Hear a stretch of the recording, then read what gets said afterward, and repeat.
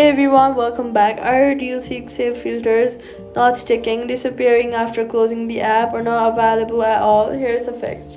Save filters is an added feature in DealSeek version 1.59 released July 1st, 2026, which lets you save your filter combinations and reapply them in one tap from home and search. If Save Filters isn't available for you at all, you're on a version before 1.59. Open the App Store, tap on a profile picture, pull down to refresh and update to DealSeek and get access to it. After updating, to save a filter set, go to the Explore or Search on screen, apply the filters you want and look for a save option or bookmark icon near the filter panel. If filters you've saved are disappearing after you close and reopen the app, force close DealSeek and reopen it.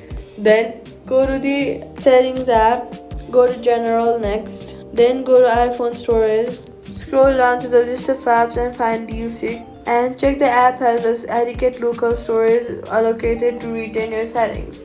So all you've got to do is update to the version 1.59 or later to get saved filters, then save your filter set from the Explore screen. Filters stick between sessions and that's it. Subscribe.